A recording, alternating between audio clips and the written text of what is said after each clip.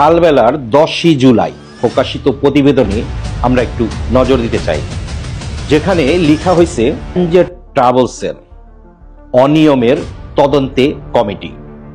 মালয়েশিয়ায় বাংলাদেশ দূতাবাসের প্রবাসীদের হয়রানি নতুন কিছু নয়। অভিবাসন বিভাগে আটক প্রবাসীদের সাজা শেষ হওয়ার পরেও নিজ দেশে ফিরতে পড়তে হতো ট্রাভেল পাসের বিড়ম্বনায়।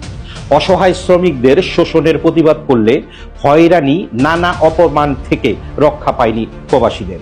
দূতাবাসের কিছু অসাধু কর্মকর্তার ছত্রছায়ায় গড়ে ওঠে ট্রাভেল পাসের সিন্ডিকেট। গত 3 মার্চ 2024 দৈনিক কালবেলায় মালয়েশিয়ার জেলের চাবি এনজেড ট্রাভেলসের হাতে।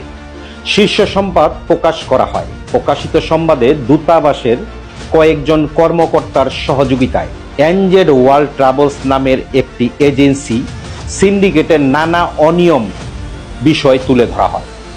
মালয়েশিয়ায় আটকে পড়া বাংলাদেশিদের দূতাবাসের অসাধু কর্মকর্তা এবং এনজেড এজেন্সির মাধ্যমে হয়রানি করে অবৈধ অর্থ হাতিয়ে নেওয়ার বিষয়টি তুলে ধরা হয়। সংবাদ প্রকাশের পর নড়ে চড়ে বসে উভয় দেশের সংশ্লিষ্ট মন্ত্রণালয়। এর পরিপ্রেক্ষিতে দূতাবাসের কর্মকর্তা জড়িত থাকার ঘটনা তদন্তে 14 মে প্রবাসী কল্যাণ মন্ত্রণালয় সিনিয়র সহকারী সচিব সারোয়ার আলমের স্বাক্ষরিত একটি তদন্ত কমিটি গঠনের নির্দেশ দেন মালয়েশিয়া বাংলাদেশ দূতাবাসে।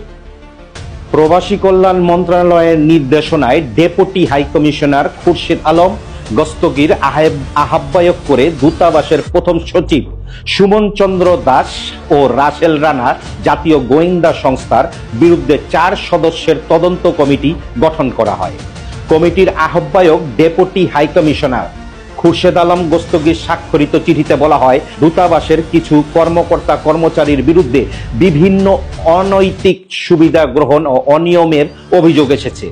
একজন প্রবাসী হিসাবে আমাদের দাবি, শুধু যারা দূতাবাসে অনিয়ম অশৃঙ্খলার সাথে জড়িত তাদেরই না, যারা দূতাবাসের সাথে সিন্ডিকেট তৈরি করছে যেই বাংলাদেশিরা, তাদেরকে আইনের আওতায় আনা হোক এবং সাথে তাদের পাসপোর্ট বাতিল করে বাংলাদেশে নিয়ে যাওয়া হোক, তাদের বিচারের আওতায় আনা হোক।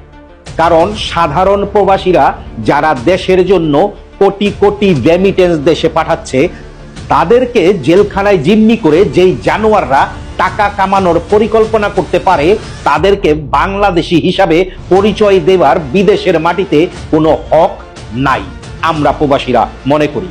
সাথে আরেকটা কথা আমি এখানে বলতে চাই, যদি তাদেরকে বাংলাদেশে না নিয়ে যাওয়া হয় পাসপোর্ট বাতিল করে, যারা যারা এই ঘটনার সাথে জড়িত, তাহলে আমরা প্রবাসীরা বাংলাদেশে দুদকের দ্বার প্রান্তে দাঁড়াতে বিন্দুমাত্র দ্বিধাবোধ করব না।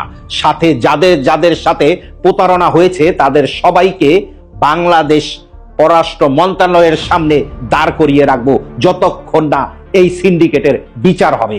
আমরা চাই এই ধরনের সিন্ডিকেটের বিচার হোক।